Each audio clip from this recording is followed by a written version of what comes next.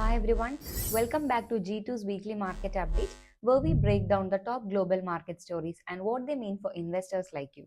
Let's dive straight in.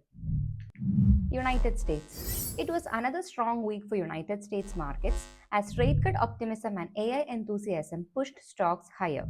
The Dow, S&P 500 and Nasdaq all touched fresh record highs before easing slightly on Friday, while small caps logged their sixth straight week of gains. Oracle's upbeat AI-driven guidance fueled momentum, keeping the sector at the center of investor excitement. On the data front, inflation stayed elevated. Headline CPI rose 2.9% year-on-year in August, while core CPI climbed 3.1%. Producer prices, however, cooled, with PPI falling to 2.6%, offering some relief. Meanwhile, the labor market showed fresh cracks. Jobless claims rose to their highest since 2021, and payroll revisions revealed nearly 1 million fewer jobs were created over the past year than initially estimated.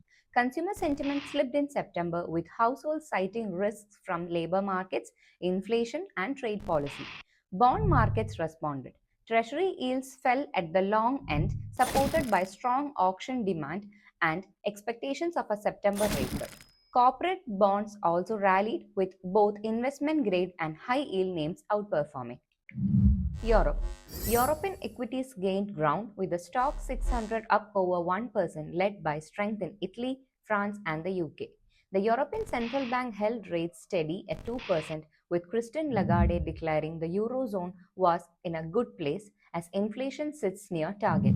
Still, the ECB nudged up its growth and inflation forecast, signaling that the easing cycle may be nearing its end. Not all economists agree. T. Rowe Price strategist Thomas Viladuk argued that markets are too hawkish and another cut could still be on the table by early 2026, especially given French political instability. US tariffs and euro strength. Germany delivered mixed signals. Exports fell 0.6% in July as US demand dropped sharply, but industrial output surprised on the upside. In the UK, GDP was flat in July, weighed down by weak manufacturing, while France saw political change as Sébastien Lecornu replaced François Bayrou as Prime Minister. Japan. Japanese markets rallied, with the Nikkei up 4% and the Topix nearly 2% higher despite political turbulence. Prime Minister Ishiba announced his resignation after repeated electoral setbacks, setting the stage for a leadership contest in October. The political uncertainty could complicate the Bank of Japan's tightening path, though many investors still expect a rate hike later this year.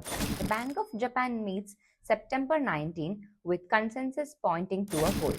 Economic data offered a brighter surprise. Quarter 2 GDP was revised sharply higher to 2.2% annualized growth, fueled by strong consumer spending. The yen hovered in the 147 range against the dollar, while bond yields edged up to 1.58%.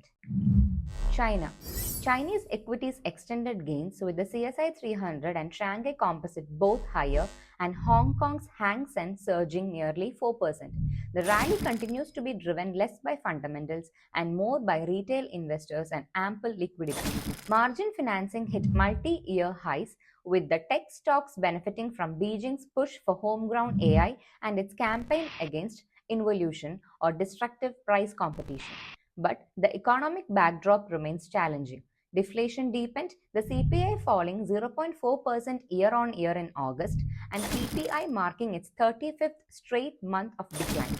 Weak housing demand and sluggish consumption continue to weigh on growth, keeping pressure on policymakers for fresh stimulus. G2 takeaway. This week underscored a policy-driven market narrative. In the US, weaker labor data is reinforcing bets on a Fed rate cut in September.